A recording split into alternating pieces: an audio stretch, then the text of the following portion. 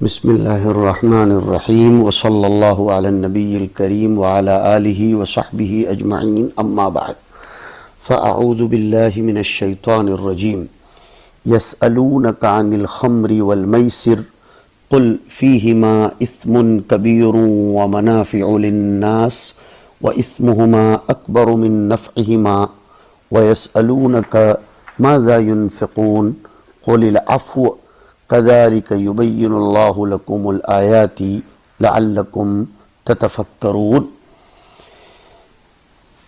لوگ آپ سے شراب اور جوئے کی نسبت پوچھتے ہیں، آپ فرما دیجئے کہ ان دونوں میں گناہ کی بڑی بڑی باتیں ہیں، لوگوں کو بعض فائدے بھی ہیں اور وہ گناہ کی باتیں ان فائدوں سے زیادہ بڑھی ہوئی ہیں، اور آپ سے وہ یہ بھی پوچھتے ہیں کہ کیا خرچ کریں۔ آپ کہہ دیجئے جو اپنے خرچ سے بچ جائے، جو ضرورت سے زائد ہو اسے خرچ کرو۔ اسی طرح بیان کرتا ہے اللہ تمہارے واسطے احکام کو تاکہ تم فکر کرو فی الدنیا والآخرہ، دنیا اور آخرت کی باتوں میں۔ یہ ہے اس آیت کریمہ کا ترجمہ۔ شراب اور جوئے کے باب میں کئی آیتیں اتری ہیں، ہر ایک میں ان کی برائی بیان کی گئی ہے۔ سورہ مائدہ کی آیت میں صاف صاف ممانعت آئی کہ انما الخمر والمیسر والانصاب والازلام رجس من عمل الشیطان فاجتنبوہ۔ یہاں اصل میں بات یہ ہے کہ حضور صلی اللہ علیہ وسلم مدینہ منورہ تشریف لائے، اس وقت مدینہ کے لوگ خوب شراب پیتے تھے، جوا کھیلتے تھے۔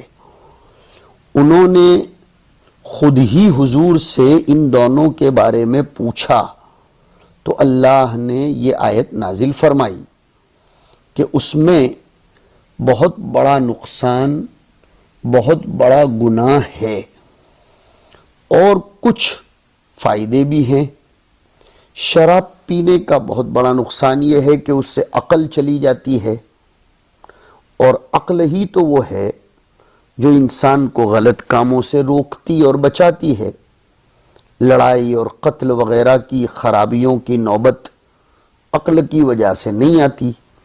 اسی طرح مختلف قسم کے روحانی اور جسمانی امراض بھی پیدا ہوتے ہیں جو ہلاکت کا باعث بنتے ہیں۔ جوا کھیلنے میں نقصان یہ ہے کہ دوسروں کا مال حرام طریقے سے کھایا جاتا ہے، چوری کی لت پڑتی ہے، مال کے ضائع کرنے کی، کبھی کبھی اپنے گھر بار والوں تک کو آدمی ہار جاتا ہے، نیز آپس میں دشمنیاں، قتل و قتال، غارت گیری، لوٹ مار لازم آتی ہے۔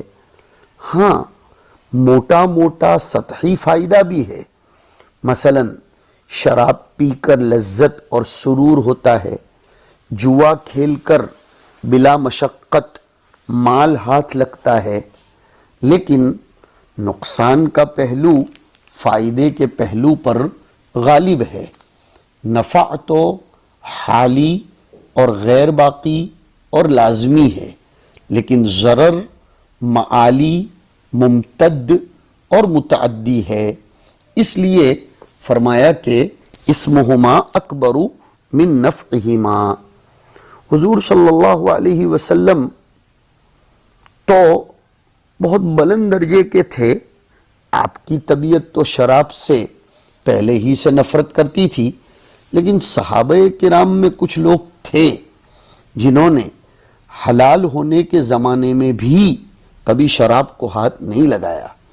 مدینہ منورہ آنے کے بعد کچھ صحابہ کو شراب کے مفاسد کا بہت احساس ہوا۔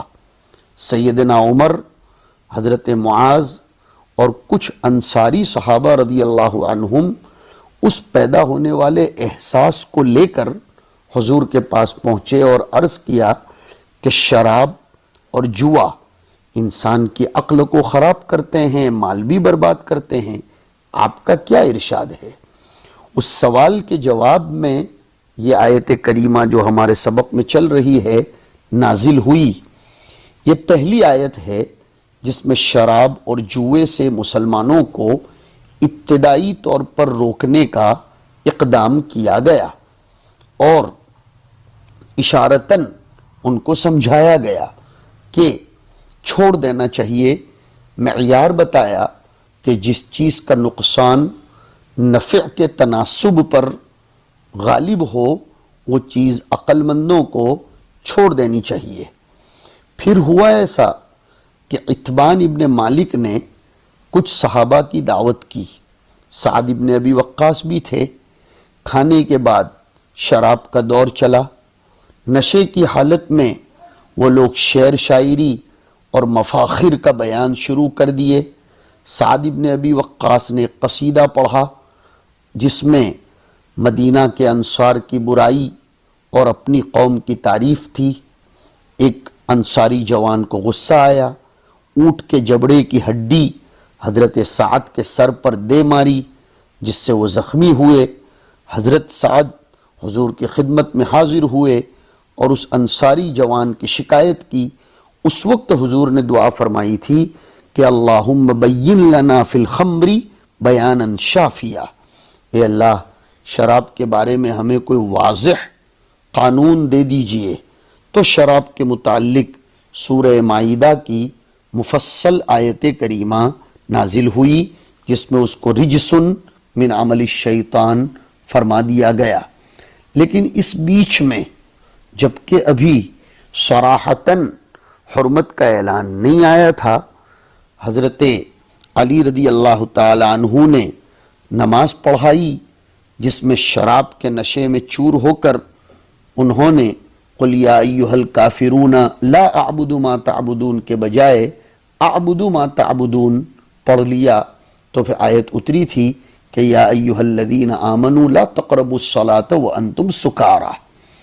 تو شراب 3 مراحل سے گزری ہے۔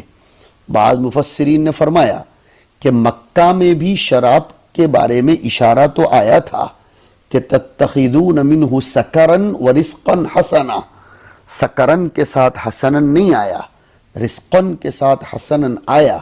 اشارہ فرمایا کہ سکر یہ حسن کبھی بھی نہیں ہو سکتا۔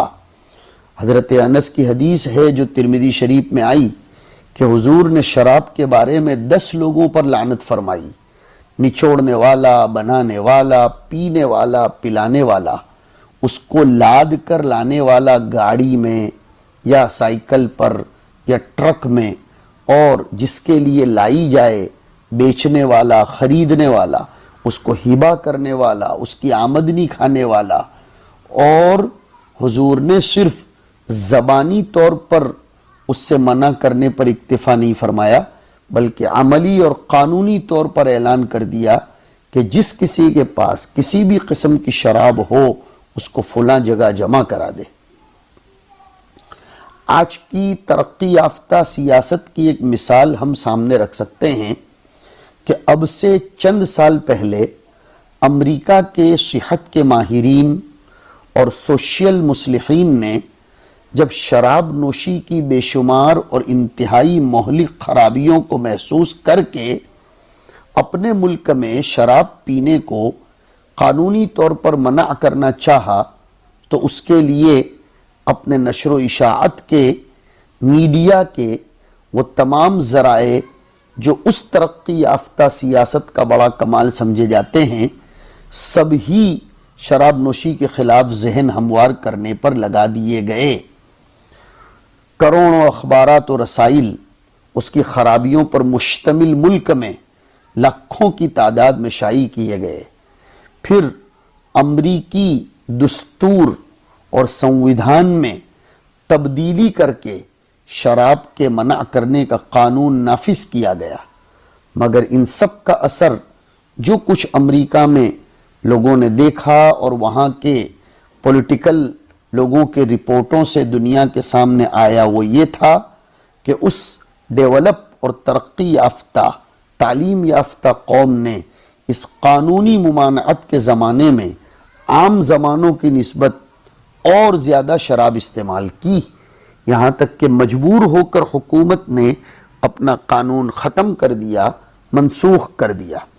لیکن دوسری طرف کمپیر کر کے دیکھیے کہ اسلامی شریعت نے صرف قانون کو قوم کی اصلاح کے لیے کافی نہیں سمجھا، بلکہ قانون سے پہلے شریعت اسلامیہ کا جو امتیاز ہے کہ وہ صرف قاعدے بناتی نہیں ہیں، بلکہ قانون سے پہلے لوگوں کی ذہنی تربیت کی، عبادت، زہد و قناعت، فکر آخرت کے کیمیاوی نسخے سے صحابہ کے مزاجوں میں ایک بڑا انقلاب لائے، اور ایسے افراد اس انقلاب کے ذریعے پیدا کیے جو محمد صلی اللہ علیہ وسلم کی آواز پر اپنی جان و مال، آبرو و عزت سب کچھ قربان کر دینے کے لیے تیار ہو جائیں۔ مکی زندگی کے پورے 13 سال اسی افراد سازی کا کام ہوا اور ریاضتوں کے ذریعے ہوتا رہا۔ اس سے میں اپنے طلباء کو، سامعین کو یہ بتلانا چاہتا ہوں کہ تربیت رسول کا پہلا اسٹیپ قانون بنا بنا کر ڈرانا نہیں تھا، بلکہ پہلا اسٹیپ تھا افراد کی ذہن سازی کرنا، مزاج بنانا، خوف خدا پیدا کرنا، استحضار عظمت رب پیدا کرنا۔ چنانچہ دیکھو یا ایھا المدثر قم فانذر کے فوراً بعد فرمایا وَرَبَّكَ فَكَبِّرْ، اپنے رب کی بڑائی سمجھاؤ۔ تو یہ ہونا چاہیے۔ آج کل لوگ قانون سے ڈراتے پھرتے ہیں، اس سے بجائے نفع کے اور نقصان ہوتا جا رہا ہے۔ ماتحتوں میں، قوموں میں بغاوت اور مفاسد پیدا ہو رہے ہیں۔ نبی کا انداز تربیت کا دیکھنے کی ضرورت ہے۔ زنا کی شناعت و قباحت جب بیان فرمائی تو قانون سے نہیں ڈرے لوگ، بلکہ خود زنا ہو جانے پر سامنے آ کر اپنی پیشی کرنے لگے۔ بچے کے ہاتھ میں روٹی کا ٹکڑا پکڑا کر بھی آئے کہ اب اس بچے کو ہماری ضرورت نہیں ہے۔ تو یہ چیز بھی سمجھنے کی ہے۔ اب ہم آگے بڑھتے ہیں کہ شراب جسم انسانی کے لیے بھی مضر ہے، اس کے فوائد تو عام لوگوں میں مشہور و معروف ہوں تو ہوں کہ اس سے لذت و فرحت حاصل ہوتی ہے، وقتی طور پر انسان ایکٹیو بنتا ہے، رنگ صاف ہو جاتا ہے، لیکن یہ سب حقیر اور وقتی فوائد ہیں۔ اس کے مقابلے میں مفاسد بہت کثیر، وسیع اور عمیق ہیں۔ شاید کسی دوسری چیز میں اتنے مفاسد اور مضرات ہوں جتنے شراب میں ہیں۔ انسانی بدن پر شراب کے مضرات میں سب سے پہلے تو یہ ہے کہ رفتہ رفتہ دھیرے دھیرے معدے کے فعل کو فاسد کر دیتی ہے، کھانے کی خواہش کم ہو جاتی ہے، چہرے کی ہیئت بگڑ جاتی ہے، پیٹ بڑھ جاتا ہے، تمام قوا متاثر ہوتے ہیں۔ ایک جرمنی ڈاکٹر نے کہا ہے کہ جو شخص شراب کا عادی ہو، 40 سال کی عمر میں اس کے بدن کی حالت ایسی ہو جاتی ہے جیسے 60 سالہ بوڑھی کی۔ جسمانی قوت کے اعتبار سے وہ سٹھیائے ہوئے بوڑھوں کی طرح ہو جاتا ہے۔ نیز اطباء و ڈاکٹروں کا کہنا ہے کہ شراب نہ جزو بدن بنتی ہے، نہ اس سے خون بنتا ہے کہ اس سے طاقت آ سکے، بلکہ وہ تو صرف اتنا کرتی ہے کہ خون میں ہیجان پیدا کر دیتی ہے، جس سے وقتی طور پر طاقت میں زیادتی محسوس ہوتی ہے۔ اور یہ جو اچانک خون میں ہیجان پیدا ہوتا ہے وہ کبھی کبھی اچانک موت کا سبب بھی بن جاتا ہے، جس کو ڈاکٹر ہارٹ فیل ہونے سے تعبیر کرتے ہیں۔ نیز شراب سے رگیں جن کے ذریعے سارے بدن میں روح پہنچتی ہیں، وہ رگیں سخت ہو جاتی ہے، پھر بڑھاپا جلدی آ جاتا ہے۔ شراب کا اثر انسان کے حلق اور اس کے تنفس پر بھی بہت خراب طریقے سے پڑتا ہے۔ آواز بھاری ہو جاتی ہے، کھانسی لگ جاتی ہے، اور پھر انسان شراب کا اثر نسل پر بھی لے لیتا ہے، نسل پر بھی اس کا اثر بہت برا پڑتا ہے۔ شرابی لوگوں کی اولاد کمزور رہتی ہے، بلکہ بعض اوقات تو اس کا نتیجہ قطع نسل تک پہنچتا ہے۔ بلکہ علماء نے، اطباء نے شراب کو ام الخبائث کہا ہے۔ ہاں، اس کے دینی، دنیاوی، جسمانی، روحانی مفاسد سب کچھ اس سے پیدا ہوتے ہیں۔ اس کو ام الخبائث یا ام الفواحش کہا گیا ہے۔ جرمنی کا ایک ڈاکٹر تو کہتا ہے کہ اگر آدھے شراب خانے بند کر دیے جائیں تو میں اس کی ضمانت لیتا ہوں کہ آدھے شفا خانے اور آدھے جیل خانے بھی بند ہو جائیں گے۔ شراب کا ایک نقصان یہ بھی ہے کہ مدہوشی کے عالم میں بعض اوقات آدمی اپنی سکریسی اور اپنے پوشیدہ راز بھی بیان کر ڈالتا ہے اور پھر وہ سب کی نظروں میں گر جاتا ہے۔ اگر وہ کسی حکومت کا ذمہ دار ہے اور راز بھی حکومت کے ہیں تو پھر تو پورے ملک میں انقلاب ہو جاتا ہے اور ملکی سیاست اور جنگی مصلحتیں سب تباہ و برباد ہو جاتی ہے۔ ہوشیار جاسوس ایسے موقعوں سے فائدہ اٹھا لیتے ہیں۔ نیز شراب سے انسان ایک کھلونا بن جاتا ہے، اس کو دیکھ کر بچے بھی ہنستے ہیں، کیونکہ شراب کا اثر یہ ہوتا ہے کہ اس کا کلام اور اس کی حرکات سب کے سب غیر متوازن اور ان بیلنس ہو جاتی ہے۔ نیز شراب کی روحانی مضرت یہ ہے کہ نشے کی حالت میں نہ نماز ہو سکتی ہے، نہ اللہ کا ذکر، نہ کوئی عبادت۔ اسی لیے تو فرمایا کہ وَيَصُدَّكُمْ عَنْ ذِكْرِ اللَّهِ وَعَنِ الصَّلَاةِ۔ شراب کے معاشی نقصانات بھی ہے جس کو سمجھ سکتے ہو کہ اگر کسی جگہ ایک شراب خانہ کھل جائے تو پوری بستی کی دولت اسی کے اندر کھینچ کر آ جاتی ہے۔ ہاں، پوری مملکت فرانس کے مجموعی خرچ کے برابر ایک شہر میں شراب کا مجموعی خرچہ لوگوں نے بتلایا ہے۔ کھجور اور انگور کے کچھ پھلوں میں سے بھی انسان اپنی غذا اور نفع کی چیزیں بناتا ہے۔ اس میں اشارہ اس طرف ہے کہ کھجور اور انگور کے پھلوں میں سے اپنی غذا اور منفعت کی چیزیں بنانے میں انسانی صنعت کا کچھ دخل ہے، اور اسی دخل کے نتیجے میں دو طرح کی چیزیں بنائی گئیں، ایک نشاور چیز جس کو خمر کہتے ہیں، دوسری رزق حسن یعنی عمدہ رزق کہ کھجور اور انگور کو تر و تازہ کھانے میں استعمال کریں یا خشک کر کے اس کا ذخیرہ کریں۔ شراب مسلمانوں کے لیے کافروں کا مہلک ہتھیار ہے۔ اس سے اہل مشرق کی بیخکنی کی گئی، دو دھاری تلوار ہے جس سے مسلمانوں کو ذہنی اور جسمانی طور پر قتل کر دیا گیا۔ ہاں، اسی لیے فرانسیسی لوگ کہتے ہیں کہ ہم نے الجزائر کے لوگوں کے خلاف شراب کو آزمایا، لیکن شریعت رکاوٹ بن کر کھڑی ہو گئی اور وہ ہمارے اس ہتھیار سے متاثر نہیں ہوئے۔ نتیجہ یہ نکلا کہ ان کی نسل بڑھتی چلی گئی۔ اگر یہ مسلمان ہمارے شراب کے تحفے کو قبول کر لیتے تو ہمارے سامنے ذلیل و خوار ہو جاتے۔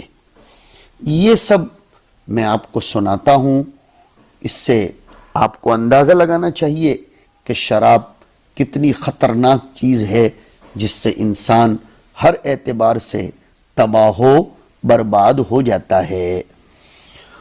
اور جوا بھی تمام شکلوں کے ساتھ حرام ہے۔ المیسر، میسر میں قمار، جوئے کی تمام صورتیں داخل، سب حرام۔ ابن کثیر نے، امام جساس نے عبداللہ ابن عباس اور دیگر صحابہ سے نقل فرمایا کہ المیسر قمار حتی لعب الصبیان بالکعاب والجوز، ہر قسم کا قمار میسر ہے، بچوں کا کھیل لکڑی کے گٹکوں اور اخروٹ وغیرہ کے ساتھ، یہ بھی سب۔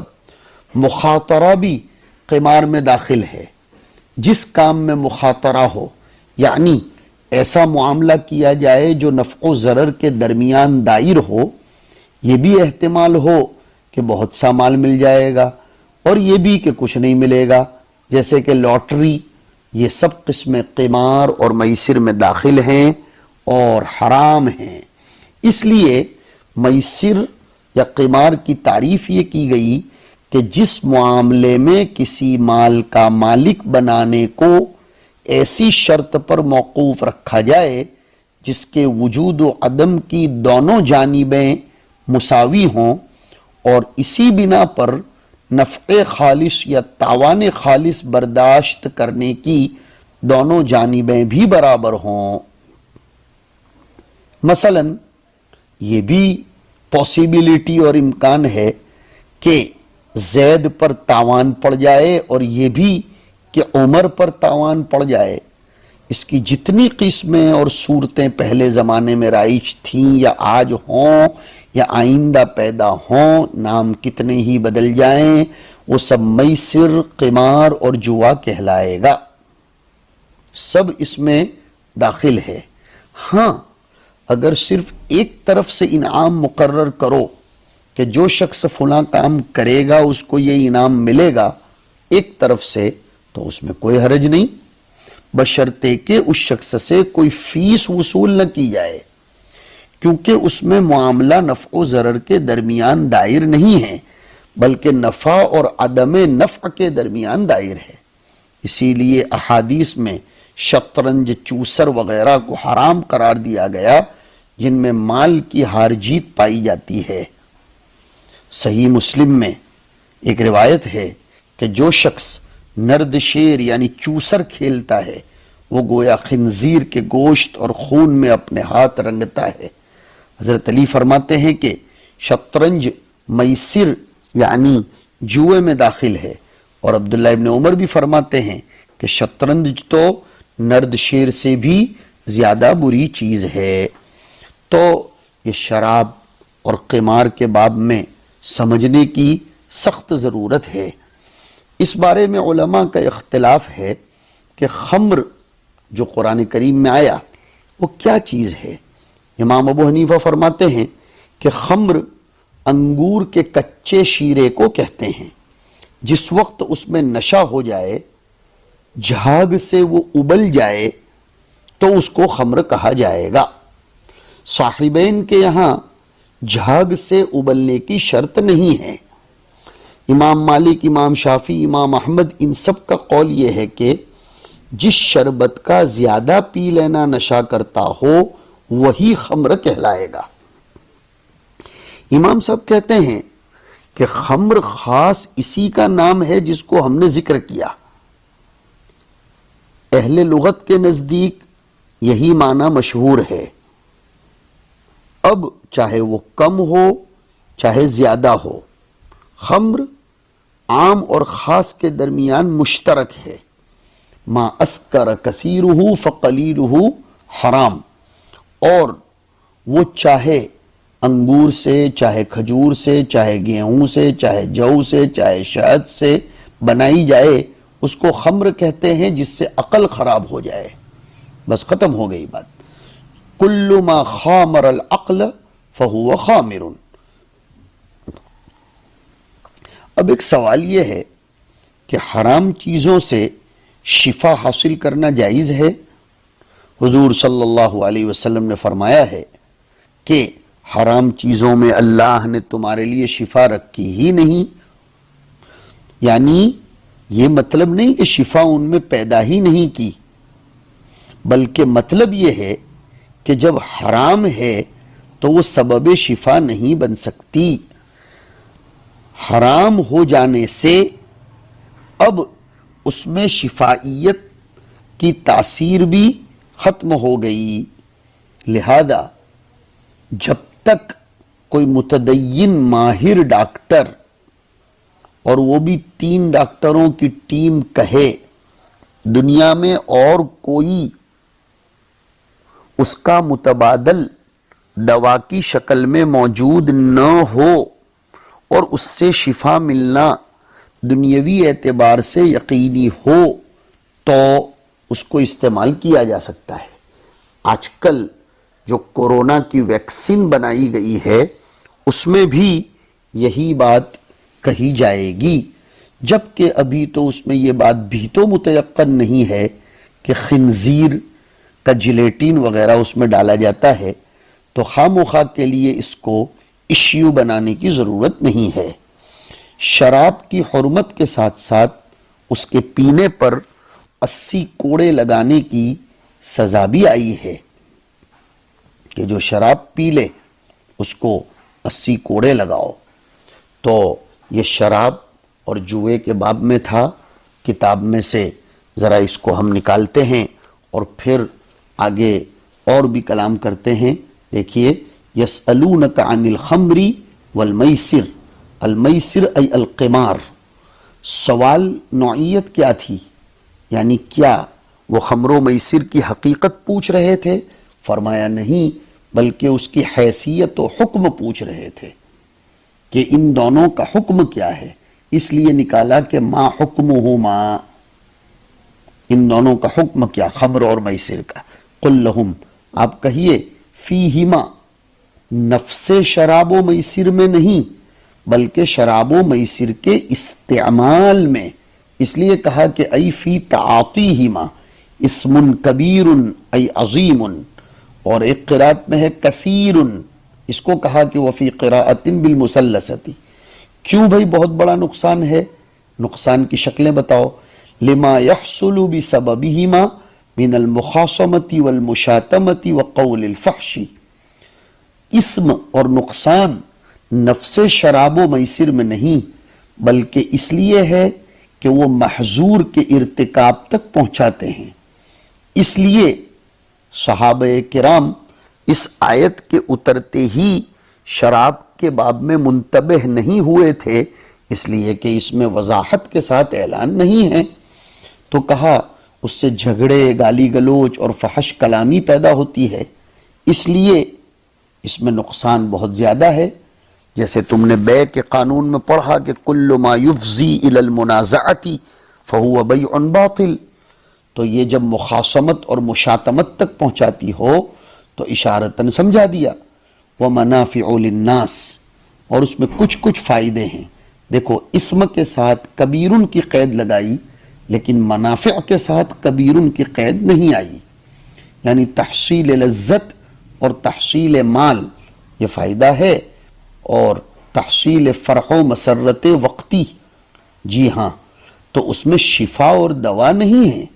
اسی لیے تو مسلم کی روایت میں آیا انہا لیست بدواء ولکنہ داء، اور ابو داؤد کی روایت میں آیا کہ ان اللہ لم یجعل شفاءکم فیما حرم علیکم۔ اسی لیے امام شافعی کے یہاں مطلقاً شراب کے ذریعے تداوی حرام ہے۔ امام صاحب کے یہاں وہ قیود ہیں جو میں نے ذکر کی، جی، تو کہا اس میں کچھ فائدے ہیں۔ کون سے فائدے؟ لذت ہے، کچھ خوشی حاصل ہو جاتی ہے وقتی طور پر فی الخمری، شراب میں، اور جوئے میں کیا فائدہ ہے؟ وَإِصَابَةِ الْمَالِ بِلَا قَدٍّ فِي الْمَيْسِرِ، بغیر تعب، بغیر مشقت کے کچھ مال حاصل ہو جاتا ہے، لیکن وَإِثْمُهُمَا أَكْبَرُ مِن نَفْعِهِمَا، اور اس سے پیدا ہونے والے مفاسد، اسم کا معنی مرادی حاصل معنی نکالا کہ ما ينشأ عنہما من المفاسد، اس سے جو مفاسد پیدا ہوتے ہیں، اکبر ای اعظم من نفعہما۔ فرماتے ہیں ولما نزلت، جب یہ آیت اتری، شریبہا قوم وامتنع آخرون، چونکہ وضاحت کے ساتھ حرمت نہیں آئی تھی تو کچھ لوگ پیتے رہے اور کچھ لوگ باز آ گئے، الا ان حرمتہما آیت المائدہ، یہاں تک کہ سورہ مائدہ کی آیت نازل ہوئی اور اس میں اس کو رجسن من عمل الشیطان وغیرہ وغیرہ قرار دیا گیا۔ وَيَسْأَلُونَكَ مَاذَا يُنْفِقُونَ، کہیں تکرار کا شائبہ نہ ہو کہ اس طرح کا سوال اس سے پہلے بھی کیا تھا کہ يَسْأَلُونَكَ مَاذَا يُنْفِقُونَ، تو جواب کو سوال کے مطابق بنانا ہے یا سوال کو جواب کے مطابق بنانا ہے، اس لیے عبارت مقدر نکالی کہ ما قدرہ، کتنی مقدار خرچ کریں۔ اس سے پہلے والے سبق میں تھا کون سی چیز خرچ کریں اور کس پر خرچ کریں، یہاں مقدار منفق کو پوچھا جا رہا ہے، تکرار دفع ہو جائے گی۔ سوال اول جن سے منفق کا تھا اور سوال ثانی قدر منفق کا ہے۔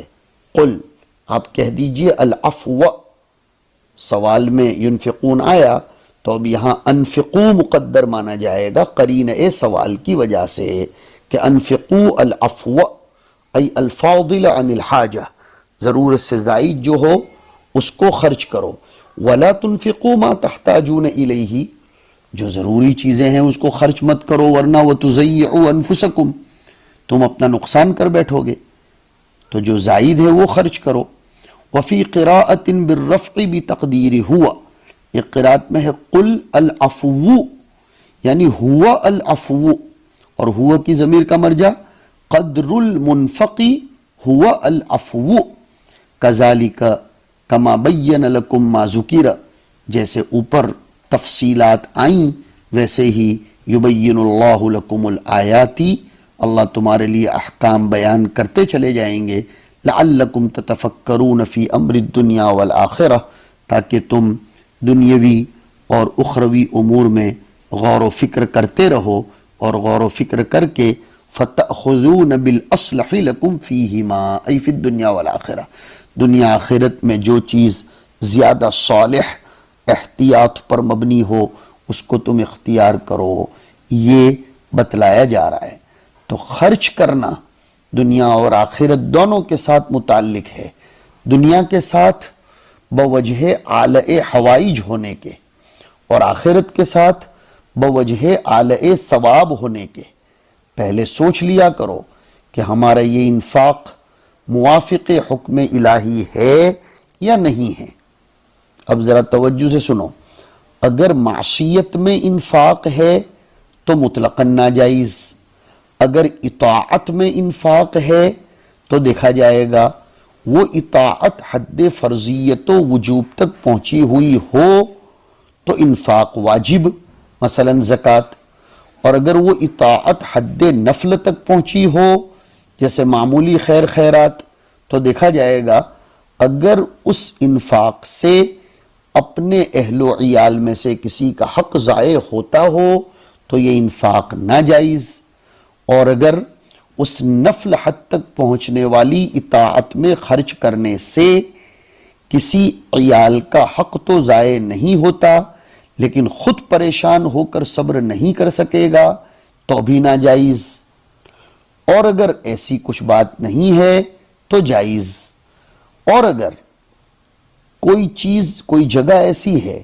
جو نہ محل طاعت ہے نہ محل معصیت بلکہ مباح ہے تو بنیت تقویت علی الطاعت ثواب ہے، اور بنیت تقویت علی المعصیت گناہ ہے، اور صرف دل خوش کرنے کے لیے وہ انفاق مباح بن جائے گا۔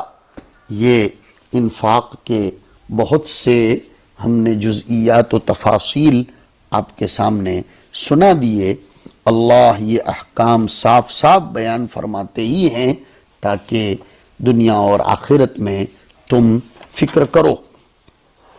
تو آپ نے اس میں دیکھ لیا کہ اللہ رب العزت نے شراب اور جوئے کے باب میں بہت اچھے انداز میں تربیت کے بہترین اسلوب میں سمجھا دیا کہ کسی چیز کے حرام ہونے اور گناہ ہونے کا مدار دنیا کے نفع و نقصان پر نہیں ہے، جیسے کہ بعض لوگ سمجھے ہوئے ہیں، بعض دفعہ تو زبان سے بھی کہہ دیتے ہیں کہ اس کام میں کیا حرج ہے، یہ تو نفع کی چیز ہے۔ چنانچہ تعویذ اور عملیات میں بہت سے لوگ اسی دھوکے میں پڑے ہوئے ہیں کہ جس عمل سے کسی کو نفع ہوتا ہو وہ جائز، چاہے اس میں شیاطین سے استعانت ہو یا کتنے ہی بیہودہ کلمات استعمال کرنے پڑتے ہوں۔ اب یہاں دیکھو کہ شراب اور جوئے کی نسبت اللہ نے فرمایا کہ ان میں لوگوں کے لیے ایک نہیں بلکہ بہت سے منافع ہیں مگر پھر بھی حرام۔ کیوں؟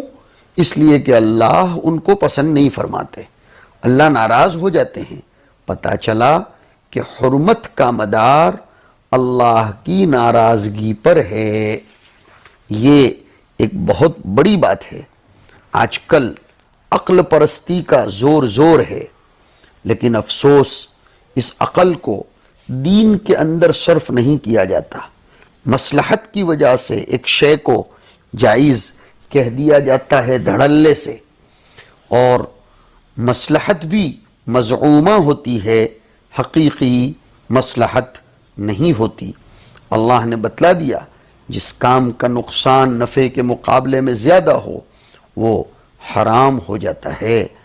اور فرمایا لعلکم تتفکرون فی الدنیا والآخرہ، تفکر فی الدنیا، دنیا میں تفکر کی کیا ضرورت ہے؟ اس سے تو فکر کو ہٹانا چاہیے۔ اس کا جواب یہ ہے کہ دنیا کے اندر جو فکر مذموم ہے وہ تو وہ فکر ہے جو تحصیل دنیا کے لیے ہو، اس کو مقصود بالذات سمجھ کر، لیکن اگر مقصود بالذات نہ سمجھے تو وہ فکر بھی جائز ہے، اس لیے کہ حدیث میں آیا طلب الحلال فریضۃ بعد الفریضہ۔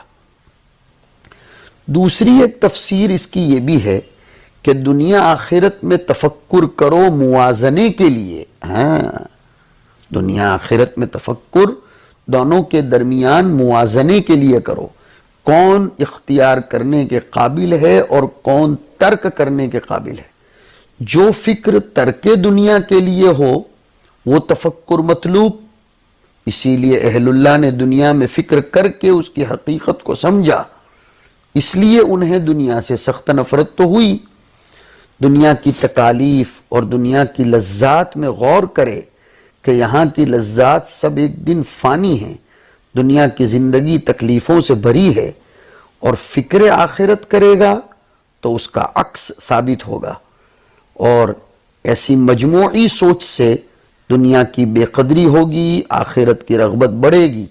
جب دونوں کا موازنہ کرے گا تو معلوم ہوگا کہ آخرت کے مقابلے میں دنیا لا شیء محض ہے، اور اس سوچ سے دنیا کی تکلیفوں میں بھی کمی ہوگی، کیونکہ جب سوچے گا کہ دنیا میں بالفرض اگرچہ تکالیف ہیں مگر ایک نہ ایک دن یہ فنا ہوگی اور آخرت میں راحت ہی راحت ہے، تو وہ تکالیف معلوم نہیں ہوں گی۔